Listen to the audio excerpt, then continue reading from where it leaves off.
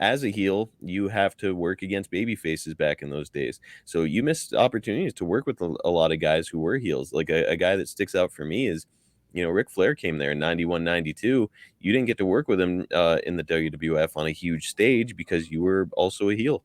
Yeah. So is there anybody else out there? But I did work with Rick. I mean, when Rick was the champion, uh, and of course the champion, the NWA World Champion.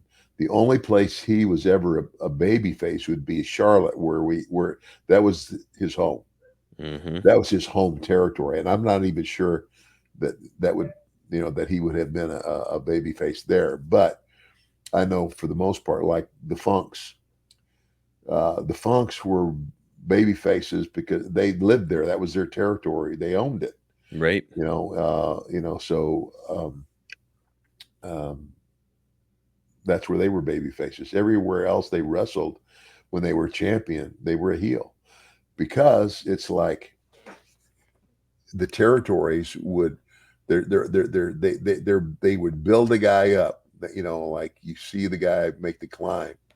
The good guy that you root for, and he's knocking them off, and he finally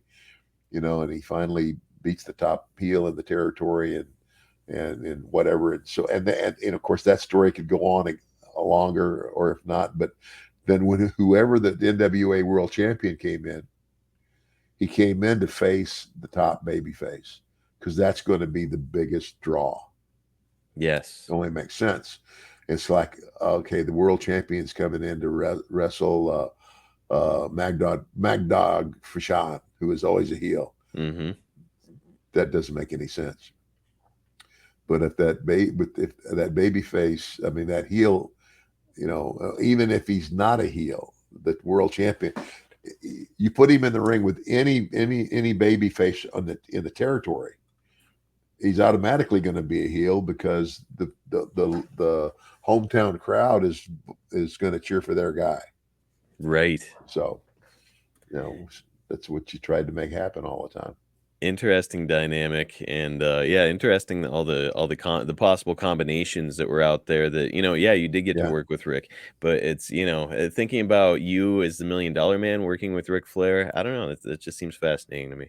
I don't think we didn't work in the WWF. I No. don't think at all. But prior to that, and I think I know in Amarillo, I think we did, and I think in Georgia. But we had a few matches. But I loved. I mean, Rick was so easy. Oh my gosh, yeah, it was like doing a dance.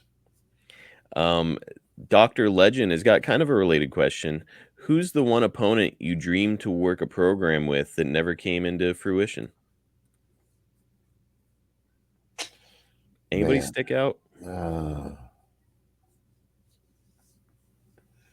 I can't really think of anybody off the top of my head that I mean. Well, I mean, again, Ric Flair.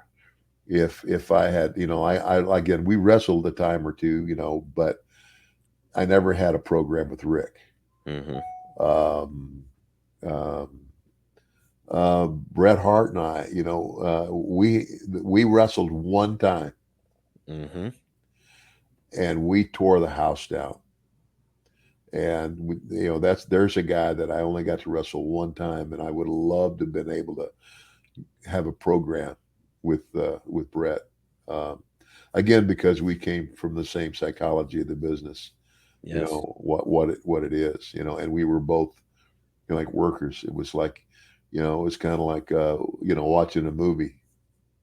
We could both tell a story, and so Bret was one of those guys. Yeah, Another name I'll throw out there for a program would be you and Shawn Michaels would be something else.